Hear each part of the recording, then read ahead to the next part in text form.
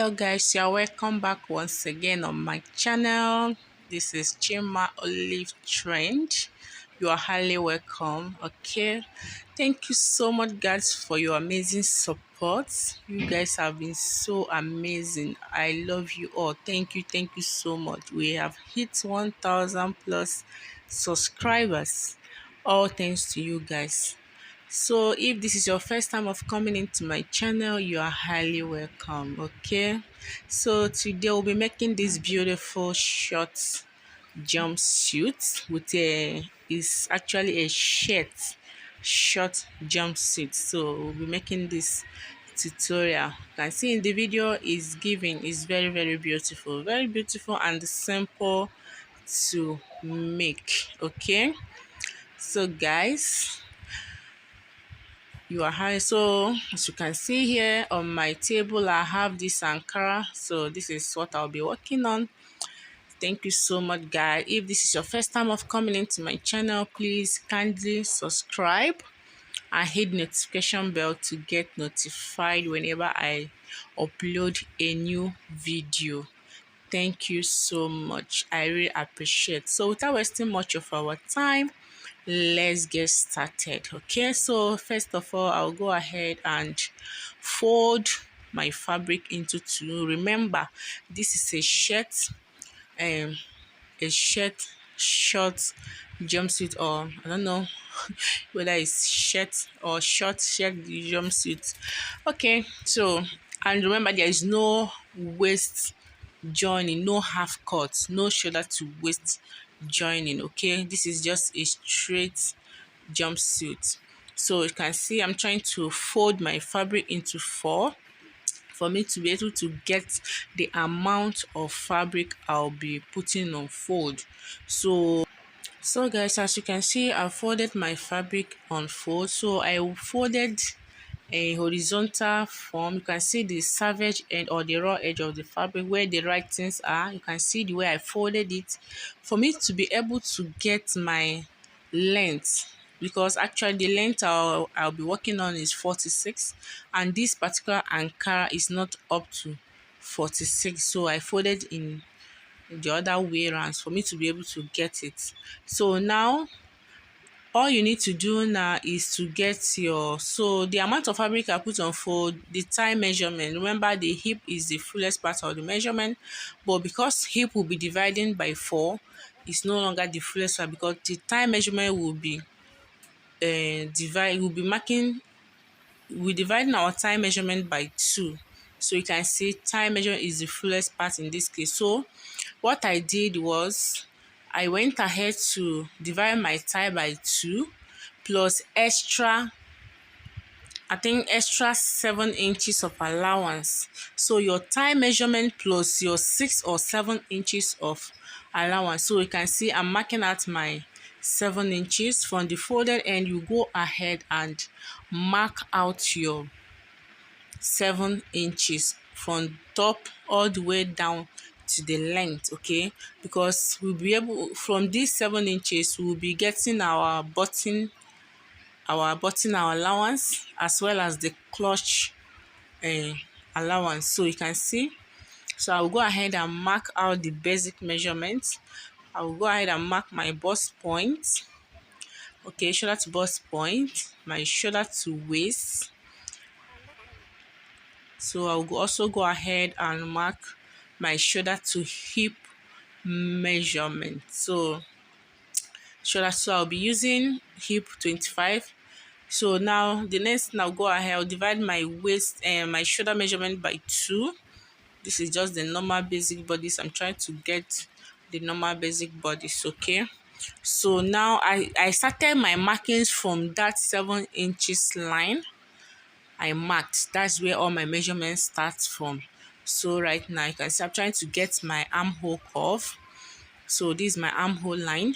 Okay, so from there, I'll be slanting this by half an inch. I slanted it into the neckline. So here you can see my markings started from the line, and my bust measurement is 38. You can see 9.5. So I marked it here. So I'll go ahead and make a curve.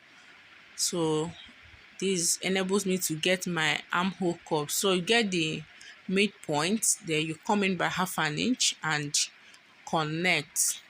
So this is just a normal basic bodice I'm trying to make mark here. Okay, so after that, now the next thing we are going to do, we are going to get our crotch line. So from the waist measurement, you are going to divide your hip measurement by 4. So starting from the waist, okay, you can see this is my hip line.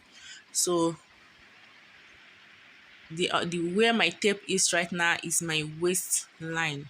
So you mark your hip divided by 4 plus extra 4 inches. You can add 3 inches or 4, but I used 4 inches here. Okay, so after marking it, this line will serve as the crouch line. You can see I marked the line into the 7 inches of allowance. So this serve as my crotch line. So the next thing I'm going to do now, so I'm trying to go through again for you to understand. This serve as my crouch. You can see the crouch line. So now we are going to work on the neckline. I'm using 3 inches of neck width as well as the neck depth. So 3 by 3. This is for the front. Remember, we are drafting the front first. After drafting the front, we will go and we'll use the front to draft the back. Okay, so this is cut together shirt jumpsuit. So I'm trying to make sure the lines are visible. So on this 7 inches line, as you can see what I'm trying to do in the video, from here I'm going to mark 3 inches down to the hip line from the neckline, from the shoulder line or starting line down to the hip line. I'll stop at the hip line. You can see. So these 3 inches will serve as my button allowance. So you can see I'm trying to mark out the button allowance. So this is my button allowance. So this allowance is for the button. This is just a normal shirt, how to cut shirts. I have other videos on my channel on how to draft a shirt dress or shirt top. So now you can see after that, the next we are going to input our horizontal measurements. So you divide your bust measurement by 4. You add your sewing 1 inch for ease, then 1 inch for sewing allowance. So the same thing on my waist measurement divided by 2, 1 inch of ease, and as well 1 inch of sewing allowance. So on the hip, I divided my hip measurement by, so you have to pay attention here. I divide because there are some corrections I made. So I divided my hip measurement by 4. So I'll mark it, I'll bring it down, whatever I have there, I bring it down to the crouch line. So you can see this is my hip measurement from the 7 inches line, not on the button allowance, from the 7 inches. So you mark your hip measurement, then you add 1 inches. I added 1 inches of allowance. Then I bring it the same thing I have on my hip, then I bring it down to my crouch line. So from there now I'll go ahead and input my, I'm still trying to cross check to make sure. So this is what I have. I'll bring it down. So from there now I'll go ahead and input my thigh measurement or the lap measurement. So you divide your thigh by 2. You can see, then you divide your thigh measurement by 2, then you mark it inwards the 7 inches allowance that will marked out. So this line will serve as the crotch. So this is my crotch. You can see now I started measuring from the shaping side. I don't know how to put it so that you understand. So after that, I came up by 2.5 inches from the crotch line. I came up by 2.5. I'll go ahead and use a curve rule to connect it. So I decided to connect it into the hip line, as you can see. So I connected it into the hip line. So if you watch closely, you'll see. I don't know if this it's not, my chalk is not visible enough, but I'm still trying to make it visible. So from this crotch line now, I connected it into the hip line. So I'm still trying to crochet. This is my thigh measurement divided by 2. So my thigh measurement is 27 years divided by 2, which is 13.5. So from there I make the crotch, I connected the crotch line into the hip. So this is what I have. So now the next thing I'm going to do here, from my original hip measurements, I'll I'll divide my crotch. I'll mark it down. This to serve as the guideline. I'm just using these lines as the guideline. So this one is serving as my guideline. Okay. So this is the 1 inch allowance I added. So I'm bringing everything down, but that's not the actual measurement. I want to bring everything down so that I'll be able to understand. Remember, we are cutting everything together. So if you don't pay attention, it will be complicated. Just the normal way we cut pants is still the same process down. So now from the original hip measurement, I divided the length I have, my thigh measurement. You can see what I'm doing. So my thigh measure, which is 13.5, divided into 2. So that will serve as the margin line, just as if you are drafting a normal pant. Okay. So after getting the margin line, so this will enable us to impute our knee circumference. Okay. So remember, my short stopped beneath or below my knee. So it depends if your own will be above the knee. It depends. So at this point, sorry, my camera did not capture the down part, but I have video on how to draft a female pants. So the down part, the only thing I did there, from the crouch line, I divided it into 2, my thigh measurement, which is 13.5. You get the midpoint, you mark it straight down. So on the knee length, on the knee, you're going to divide your knee circumference by 4. So you divide it by 4, whatever you got, you mark it on each side. Starting from the margin line you drew on the center. So you are going to mark it on both sides. Okay. So whatever you got, you are going to mark it, divide it by 4. Your knee circumference divided by 4. So you mark it each from the margin line. So after that, you connect. So this is basically what I did. I'm so sorry my camera did not capture everything, but I have a video on how to cut a female pant. So if you follow that process, you'll understand. So I'm trying to make this visible enough. That's why I have to change the color of my chalk. I changed the color of my chalk. Oh. So now this is the button. This is the button case. Okay. So this is my crouch line. So now I think we are done with the front. The next thing is to cut it out. All right. So now I'm cutting the neckline, the shoulder slope, the armhole, then the bodice, the shape. This is my button. You can see. I think after cutting, you guys will be able to understand. So now this is the button allowance. I've cut the crotch length. So now the down part. So this is what we'll have here. So you can see it's cut together. There is no waist joining. So this is my button allowance. So I'm going to fold it in because I'm going to use this front to cut the back.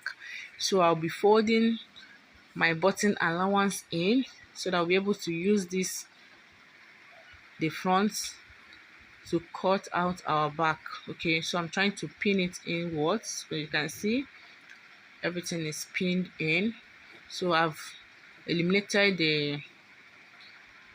the button allowance. So now I've placed it on another fabric on fold. So we'll be able to mark or cut out the back. Okay, I'm so sorry my table is small. So now the next thing we are going to do, I'm still trying to adjust to make sure everything is captured. So from this down part, you can see I'll go ahead and for the back, the only difference is I added half an inch on the center back. I added half an inch so that this will enable me, as you can see the half an inch I'm cutting through, it will enable me to join the center back to the crotch. So the crotch extension, I used 2 inches for my crotch extension. You can use 2.5. Then I added 1 inch of allowance from that crotch line down. On the shaping side, I did not add any other allowance because I've already added it on the hip side. So this is what I have. The only difference now is the neckline, which is higher. I used 1 inch for the waistline. I don't know what happened to that part. So I used 1 inch for my neck depth. Okay, then I left a little bit of half-inch. I left half-inch allowance for joining of the center, as you can see right now. So I'm trying to shape in the armhole, and the only difference is the neckline, the armhole, and the crouch extension of the back. So I extended the crouch length. Then from that crouch side down to the knee, I added 1 inch allowance. So but on the shaping side, I did not add any allowance, okay, because I've already added it while we were I've already added it on the front part. Okay, so that is basically the only difference, the only changes I made here. I'm so sorry the video was cut out. I don't know how it happened. So now, as you can see, I've pinned my center back. The allowance, I've pinned it. I'll use this to join the crotch all the way to the upper part. Okay, so now this is the front. I'm trying to remove the pins. Remember, I folded the button allowance inwards, so now I've removed it. So this is what I'm going to do. I'm going to fold. So as you can see me doing in video, I'm trying to fold it. So you're going to fold it in. You're going to fold, make a fold, and make another fold. So everything will remain into the line, into the 3 inches. You can see the 3 inches line. So you're going to fold it. So this is what I have. I have 1 inch. So I'm trying to make sure it's 1 inch because I wanted it to be, the button allowance to be 1 inch. So you have to fold in, then fold again. So you can go ahead and mark the line, 3 inches line, or you give it a notch on the upper part and the down part. So you make this fold. At the end, I had 1 inch. The total space there is 1 inch. Okay, for my button, this will serve as my button allowance. So you can see, so here, see, I stop on the line. This is the 3 inches line. So you fold it once, then you fold again, making sure you have 1 inch wideness, 1 inch, then it will stop on the button or the 3 inches mark. So after that, I'll go ahead and run a stitch. So you can see this is for the button. So this is how it's going to look like. So now remember, the button stopped on the hip. So you can see, so this is the crouch. See the crouch I marked into the hip line. So this is where I pin now, is just the hip line. That is where my button stopped.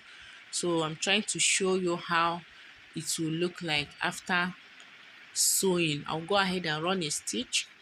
So you can see this is the back. I've pinned it, the center back. This is 1/2 inch I added. I used the 1/2 inch to pin. So this is how I'm going to join it. Okay, so now guys, I want to show you something here. So this front, as you can see, so this is how it look like. I'm done running a stitch. So look at how the front is. You have to pay attention on this part. You can see now, you can see the button. I've joined the crouch line down. You can see the down, I've joined it. So now this is the button casing. So this button now, see, I'm trying to fold. Remember, the button overlap, the right overlap the left. So I'm trying to, you can see I folded it after sewing the first folding. This is it. You can place it like this. You can see when you place it like this, so you see what will happen. So this is how it's supposed to be, right? So you can see now, this is my button casing. You can see this is the 3 inches after folding it. So I'm trying to pin it to show you. So you can see it's sitting very well, but there is a little adjustment. Okay, so you pay attention. So now if you place the back on it, so you can see, so the neckline will be a little bit of the front will be a little bit wider, is excess. So as you can see there is some excess here. You can see it didn't sit well.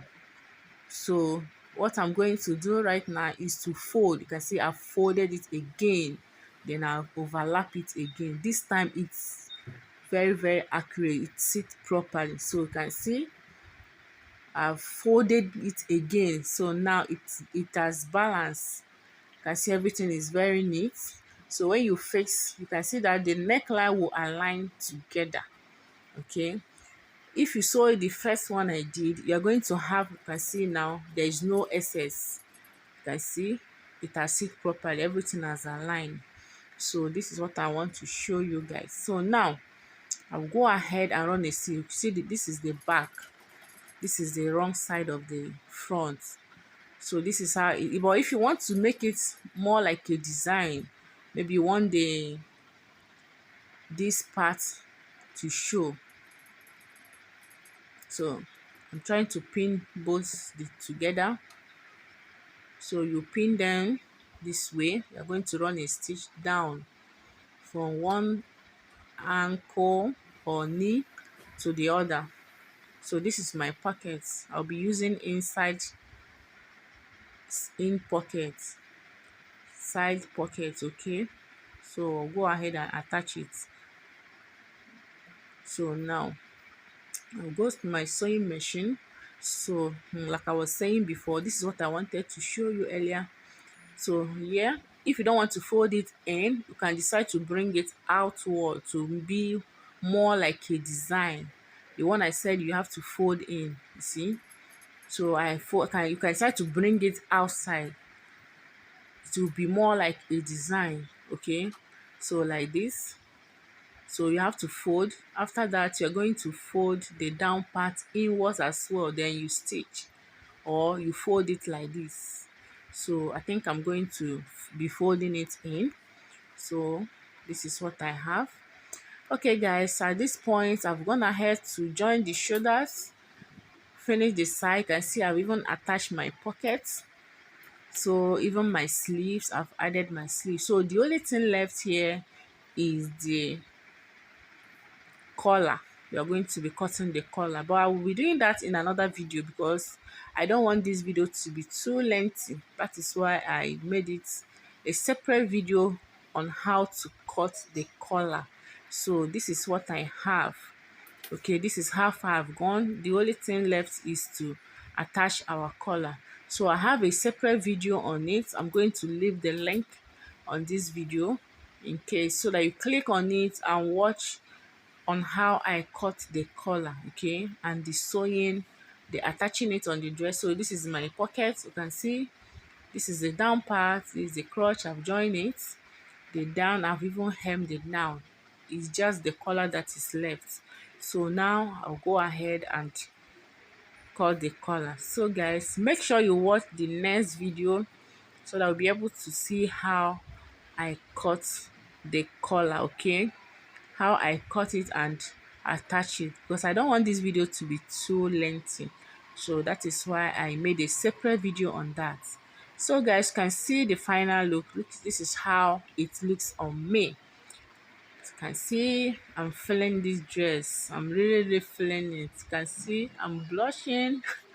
I love this dress so much. So comfortable, simple.